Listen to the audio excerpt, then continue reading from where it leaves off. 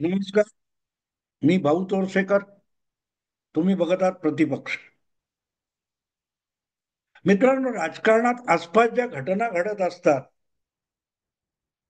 त्यातला आशय शोधणं आवश्यक असतं, तर त्याचे दूरगामी परिणाम तुमच्या लक्षात येऊ शकतात.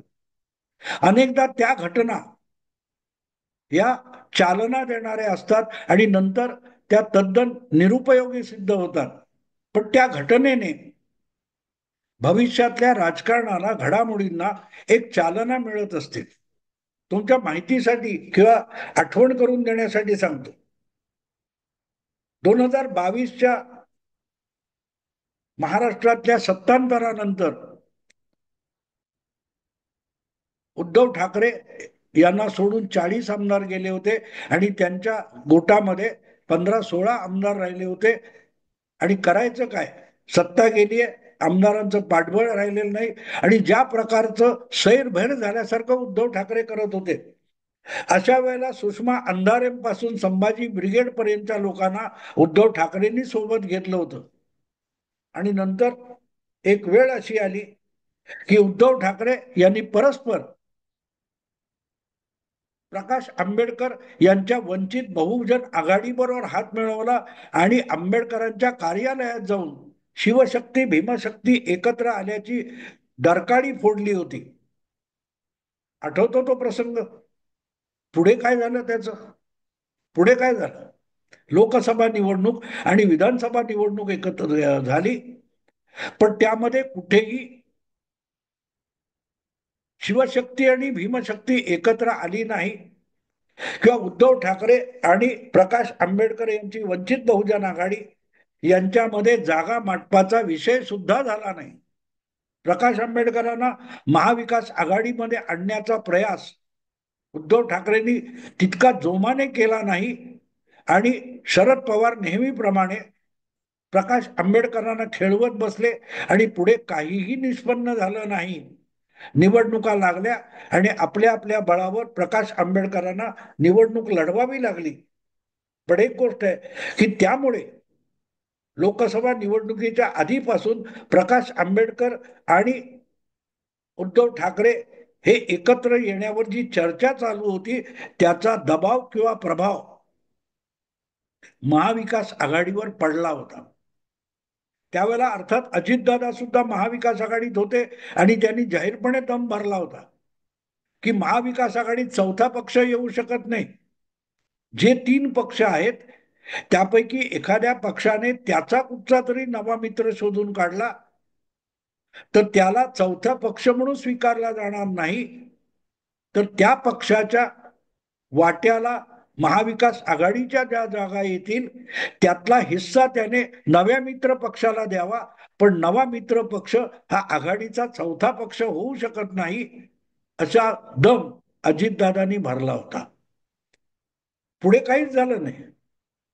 प्रकाश आंबेडकरांना लोकसभा निवडणुकीपूर्वी काँग्रेस आणि शरद पवारांनी इतकं खेळवत ठेवलं की त्यांना शेवटपर्यंत 2 जागा सुद्धा देण्यात आल्या नाहीत आणि वंचित बहुजन आघाडीला स्वबळावर निवडणूक लढवून नेहमीप्रमाणे वंचित राहावं लागलं होतं. आठवतं तुम्हाला? पण एक गोष्ट होती की लोकसभा निवडणुकीपूर्वी उद्धव ठाकरे यांनी संभाजी ब्रिगेड किंवा प्रकाश आंबेडकर यांच्यासोबत जी चुंबाचुंबी केली होती, त्याचा फायदा त्यांना लोकसभा निवडणुकीमध्ये अधिक जागांचा वाटा मिळवण्यासाठी झाला होता. महाविकास आघाडीमध्ये ज्या लोकसभेच्या 48 जागा वाटल्या गेल्या होत्या, त्या 48 जागांमध्ये मोठा हिस्सा हा उद्धव ठाकरेंच्या वाट्याला आला. शरद पवारांना काहीतरी 10 जागा मिळाल्या, काँग्रेसला 16 जागा मिळाल्या आणि 22 जागा या शिवसेनेच्या वाट्याला शिवसेनेच्या वाट्याला आल्या. त्यातून त्यांनी 9 जिंकल्या. पण मुद्दा असा आहे की पक्ष फुटलेला कोणाचा होता? पहिला उद्धव ठाकरेंचा. पण तरीही लोकसभा निवडणुकीमध्ये उद्धव ठाकरे हाच महाविकास आघाडीचा नेता आणि चेहरा आहे याविषयी वाद होऊ शकला नाही. काँग्रेस किंवा शरद पवार गटाने निमूटपणे उद्धव ठाकरे यांच्या नेतृत्वाखालीच लोकसभेच्या निवडणुका लढवल्या. किंबहुना तीनही पक्षांच्या प्रचारामध्ये उद्धव ठाकरेंना प्रामुख्याने पुढे करण्यात आलं होतं, नेतृत्व देण्यात आलं होतं. आणि याचं प्रमुख कारण असं होतं की प्रकाश आंबेडकरांबरोबर गेले तर काँग्रेस आणि राष्ट्रवादी हे आधीच दुर्बळ आहेत. त्यांना जो उबाठा सेनेचा फायदा मिळू शकतो तो मिळणार नाही. तो राखायचा असेल तर उद्धव ठाकरेंना प्रकाश आंबेडकरांच्या सोबत जाण्यापासून रोखणं हा प्रायोरिटीचा विषय झाला. आणि म्हणूनच प्रकाश आंबेडकरांबरोबर जी काही चुंबाचुंबी किंवा वाटाघाटी उद्धव ठाकरे करत होते त्याचा प्रभाव आणि दबाव महाविकास आघाडीवर आला. पण लोकसभा निवडणुकीनंतर काँग्रेस सगळ्यात मोठा पक्ष म्हणून निवडून आला होता, 13 जागा जिंकल्या होत्या. उद्धव ठाकरेंना अधिक जागा लढवून निम्म्या पण जिंकता आल्या नाहीत. शरद पवार तर 10 जागा लढून 80% स्ट्राईक रेट घेऊन आले होते. काँग्रेस सुद्धा 70 वगैरे 75% रिझल्ट घेऊन आली होती आणि तुलनेने उद्धव ठाकरेंना आपला प्रभाव दाखवता आला नाही. म्हणजे उद्धव ठाकरेंच्या प्रतिमेचा किंवा राजकारणाचा फायदा काँग्रेस आणि राष्ट्रवादीला झाला, पण त्या दोघांचा फायदा उद्धव ठाकरेंना तितका मिळाला नाही. आणि त्यामुळेच लोकसभा निवडणुकीचे निकाल आल्यानंतर विधानसभा निवडणुकीमध्ये उद्धव ठाकरेंना तितकं वजन राहिलं नाही. कारण आता लोकसभेच्या निकालानंतर वंचित बहुजन आघाडी आणि प्रकाश आंबेडकर हे उद्धव ठाकरेंबरोबर जाण्याची बिलकुल शक्यता उरली नव्हती. आणि म्हणून म्हटलं की पुढल्या राजकारणाला प्रकाश आंबेडकरांसोबतच्या वाटाघाटी किंवा युती ही एक चालना देणारी ठरली, पण त्यातून निष्पन्न काही झालं नाही. पण जे पुढचं राजकारण झालं महाविकास आघाडीमध्ये उद्धव ठाकरे यांचा वर्चस्व मान्य करावा लागला. आणि म्हणून ती घटना छोटी होती, पुढे काहीच निष्पन्न झालं नाही. अशीच एक घटना काल परवा घडली आणि ती म्हणजे लोकसभेला आपल्या सोबत नसलेला आणि समांतर एक राजकारण करणारा आपला बंधू आनंदराज आंबेडकर याच्या समोर प्रकाश आंबेडकरांना शरण जावं लागलं. अमरावतीतून आनंदराज आंबेडकर लोकसभा निवडणूक लढवत होते आणि त्यांना प्रकाश आंबेडकरांना पाठिंबा द्यावा लागला. थोडी घासाघीस झाली, पण शेवटी प्रकाश आंबेडकरांनी अमरावती लोकसभा मतदारसंघामध्ये आनंदराज आंबेडकरांना पाठिंबा दिला होता, पण त्याचा निकालावर काहीही परिणाम झाला नाही. प्रकाश आंबेडकर यांचं राजकारण नव्याने सांगण्याची गरज नाही, पण त्यांच्या तुलनेमध्ये आनंदराज आंबेडकर यांचा आंबेडकरांचाच नातू म्हणून, वारस म्हणून दबदबा असला तरी तो मतदानावर किती प्रभाव टाकतो याचं उत्तर आजतागायत मिळालेलं नाही. आणि अमरावतीमध्ये दोनही नातू एकत्र येऊन सुद्धा त्याचा प्रभाव दिसला नाही, ही वस्तुस्थिती आहे. अगदी अकोल्यात सुद्धा प्रकाश आंबेडकरांना आपलं प्रभाव क्षेत्र असून फार मोठी मजल मारता आली नाही, ही वस्तुस्थिती आहे. आणि म्हणून अशा वेळेला आजपर्यंत जे आनंदराज आंबेडकर हे थेट निवडणुकांच्या राजकारणामध्ये फारसे लुडबुडत नव्हते, ते गेल्या लोकसभेला उतरले आणि आता अचानक काल परवा त्यांनी शिवसेना, अधिकृत शिवसेना, निवडणूक आयोगाने ज्याला शिवसेना म्हणून मान्यता दिली आहे असा जो शिवसेनेचा प्रभावशाली गट आहे एकनाथ शिंदे गट, याच्या बरोबर हात मिळवणी केलेली अचानक बातमी आली. मलाही धक्का बसला, कारण कुठे कुजबूज पण ऐकायला येत नव्हती. पण परवा हे दोनही नेते आनंदराज आंबेडकर आणि एकनाथ शिंदे यांनी संयुक्त पत्रकार परिषद घेतली आणि येणाऱ्या भावी स्थानिक स्वराज्य संस्था किंवा वेगवेगळ्या निवडणुकांमध्ये शिवशक्ती आणि भीमशक्ती एकत्र येणार असल्याची डरकाळी फोडली. मला एकदम 2022 च्या उत्तरार्धामध्ये प्रकाश आंबेडकर आणि उद्धव ठाकरे यांच्या संयुक्त पत्रकार परिषदेची आठवण आली. त्यांनी नेमकी हीच घोषणा केली होती, शिवशक्ती आणि भीमशक्तीची युती. ती किती झाली, किती परिणामकारक ठरली, हा इतिहास आपल्या समोर आहे. आणि त्यामुळे दोन नेते अचानक एकत्र येतात आणि युतीची आघाडीची घोषणा करतात, तर त्याचा भावी राजकारणावर काय परिणाम होईल याचा विचार करणं भाग आहे. आणि तो जेव्हा मी विचार करतो तेव्हा मी मुद्दाम सांगितलं की प्रकाश आंबेडकर आणि उद्धव ठाकरे यांच्या एकत्र येण्याने निष्पन्न काही झालं नाही, फलनिष्पत्ती काही नाही, तरी एका वेगळ्या राजकारणाला चालना दिली होती. महाविकास आघाडीमध्ये उद्धव ठाकरेंचा दबाव निर्माण करण्याला प्रकाश आंबेडकरांची केलेली हातमिळवणी लाभदायक ठरली होती. मग आज आनंदराज आंबेडकर यांनाही मानणारा प्रचंड मोठा दलित मतदार आहे आणि तो एकनाथ शिंदे बरोबर जात असेल, तर आज एकनाथ शिंदे ज्या महायुतीमध्ये आहेत त्यातले इतर दोन पक्ष म्हणजे भारतीय जनता पक्ष आणि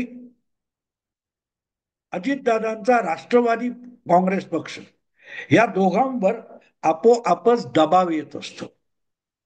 हे दोघे काय करायला निघाले, यातून येणाऱ्या नगरपालिका, महापालिका वगैरे निवडणुका आहेत, त्याच्यावर काय प्रभाव पडू शकतो हा विषय येतोच. वरकरणी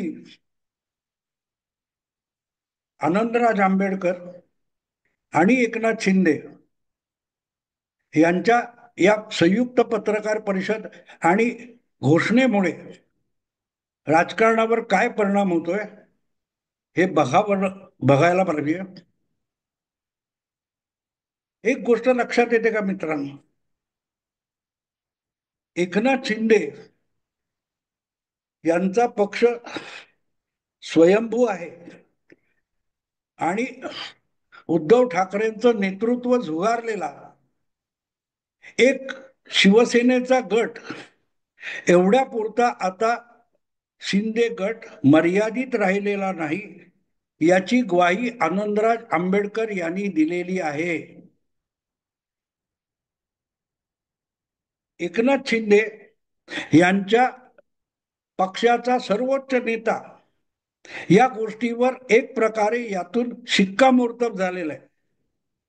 ठीक आहे, भाजप हा एकनाथ शिंदे गटाचा बोलविता धनी आहे.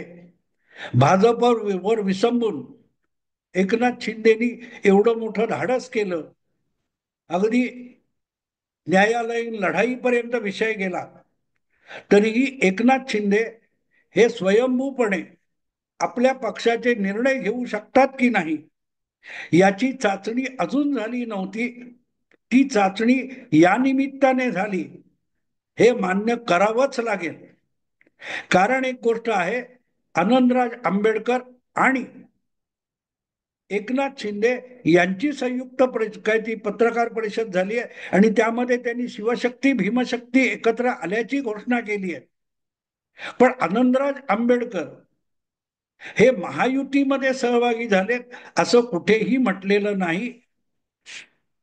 आणि म्हणून प्रकाश आंबेडकर आणि उद्धव ठाकरे यांच्या संयुक्त पत्रकार परिषदेची मला आठवण आली. आपण भाजप सोबत आलोय, आपण अजितदादांच्या पक्षासोबत आलोय, 3 पक्षांची महायुती आहे त्यासोबत आलोय असं आनंदराज आंबेडकर यांनी म्हटलेलं नाही. आणि याचा अर्थ सरळ आहे की या लोकांना सोबत घेण्याची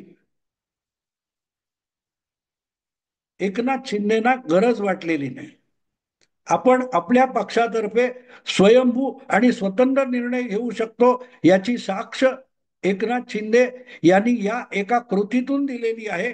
पण दुसरीकडे एकनाथ शिंदे यांचा पक्ष एक सामर्थ्यशाली पक्ष आहे आणि त्याच्या सोबत जाऊन आपल्याला दलित राजकारणामध्ये प्रस्थापित होण्यासाठी काही पावलं तरी टाकता येतील याची ग्वाही आनंदराज आंबेडकर यांच्या या संयुक्त पत्रकार परिषदेतून मिळते. आणि म्हणून या घटनेला महत्व आहे. पहिली गोष्ट लक्षात घ्या, एकनाथ शिंदे यांनी वेगळी चूल मांडल्यापासून त्यांना सोडून कोणी गेलेले नाही. आता जवळजवळ 3 वर्ष होऊन गेली, पण जे कोणी पहिल्यापासून एकनाथ शिंदेच्या बरोबर गेले, अगदी नंतर उद्धव ठाकरे यांच्याशी निष्ठा दाखवण्यासाठी एकनाथ शिंदेना शिव्या शाप देणारे अनेक जण हळूहळू करत परत एकनाथ शिंदेच्या सोबत गेलेले आहेत. निवडणुकांच्या घोषणा झाल्यानंतर सुद्धा अनेक जण उद्धव ठाकरेंच्या सोबती त्यांना सोडून एकनाथ शिंदेकडे जात आहेत. आणि विधानसभा निवडणुकीच्या यशानंतर आपण पक्ष सांभाळू शकतो आणि आपल्या सहकाऱ्यांना मोठ्या संख्येने निवडून आणू शकतो हे एकनाथ शिंदेनी दाखवून दिल्यानंतर अधिकाधिक प्रमाणामध्ये उद्धव ठाकरे यांचे सहकारी एकनाथ शिंदेकडे जात होते. ही पहिली बाजू होती. दुसरी बाजू, आज महायुतीच्या इतर मित्रांच्या परवानगीशिवाय किंवा त्यांना विश्वासात घेऊन एकनाथ शिंदेनी आनंदराज आंबेडकर यांच्याबरोबर युती आघाडी केलेली नाही. आपण स्वयंभू स्वतंत्र पक्ष आहोत आणि आपल्या परीने आपलं राजकारण आपण करू शकतो हे यातून एकनाथ शिंदे यांनी दाखवून दिलेलं आहे. आणि म्हणून ही घटना, ही जी संयुक्त पत्रकार परिषद आहे ती महत्वाची आहे. उद्या जेव्हा केव्हा 4-6 महिन्यांनी महापालिका, जिल्हा परिषद वगैरे वगैरे निवडणुका होतील, तोपर्यंत ही युती टिकेल की नाही, काय ती त्यांचा मला वाटते रिपब्लिकन सेना किंवा असा काहीतरी पक्ष आहे, तर तो ती युती टिकेल की नाही याची गॅरंटी आत्ता कोणी देऊ शकत नाही. प्रत्यक्ष निवडणुका येतील तेव्हा जागा वाटप शक्य होईल की नाही माहिती नाही.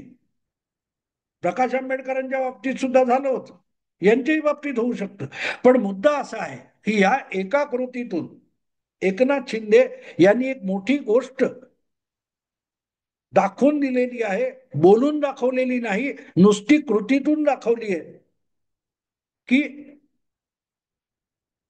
आपण म्हणजे एकनाथ शिंदे हे शिवसेना इंडिपेंडंटपणे चालवू शकतात, स्वतंत्रपणे चालवू शकतात, स्वतःचे निर्णय स्वतः घेऊ शकतात, स्वतःची धोरणं स्वतःची नीती स्वतः ठरवू शकतात. त्यासाठी ते महायुती किंवा महायुतीतले मित्र पक्ष यांच्यावर अवलंबून नाहीत किंवा त्यांच्या मान्यतेची त्यांना गरज नाही. हेच एकनाथ शिंदेनी आपल्या कृतीतून दाखवून दिलेलं आहे. मुंबईमध्ये महापालिका निवडणुका घेतल्या तर मुंबई, पुणे, तुमचा ठाणे किंवा ज्या ज्या महापालिका आहेत, महानगरी क्षेत्र आहे, शहरी विभाग आहेत, त्या विभागामध्ये दलित वस्त्या ज्या आहेत ते मतदारांचे गठ्ठे आहेत. आणि अशा ठिकाणी सत्तेच्या जवळ जायला उत्सुक असलेला जो तिथला स्थानिक नेता कार्यकर्ता असतो तो आपोआपच एकनाथ शिंदे या उपमुख्यमंत्र्याबरोबर जो दलित नेता गेलेला आहे त्याच्याकडे आकर्षित होऊ शकतात, हे लक्षात घ्या. आणि प्रकाश आनंदराज आंबेडकर यांनी सुद्धा अतिशय सुज्ञपणे हा निर्णय घेतलेला आहे. आजचं राजकारण हे त्यागाचं, कार्याचं वगैरे नाहीये. निवडणुका जिंकणं आणि सत्तेतला हिस्सा मिळवणं हे सगळ्याच्या सगळ्या राजकीय पक्ष, चळवळी, संघटना यांचं प्रमुख उद्दिष्ट झालेलं आहे. आणि त्यापासून दलित संघटनांना, दलित पक्षांना अलिप्त ठेवता येणार नाही. आणि म्हणून आनंदराज आंबेडकर यांचा पक्ष किंवा संघटना छोटीशी असेल पण त्यातल्या मुठभरांना जरी आपापल्या पातळीवर सत्तेच्या जवळ जाता आलं, सत्तेचा किरकोळ हिस्सा मिळाला तरी त्याचा त्यांच्या विस्तारामध्ये उपयोग होऊ शकतो. आणि दुसरीकडे असा एक स्वतंत्र पक्ष, दलित पक्ष आपल्या नेतृत्वावर विश्वास ठेवून आपल्या सोबत यायला निघालाय, याचा अर्थ आपल्याकडे एक गट म्हणून बघणारे किंवा फक्त आमदार नगरसेवकांचा पक्ष म्हणून बघणारे जे लोक आहेत, त्यांच्या डोळ्यात एकनाथ शिंदे यांनी एक प्रकारे आनंदराज आंबेडकर यांना सोबत घेऊन अंजन घातलेलं आहे.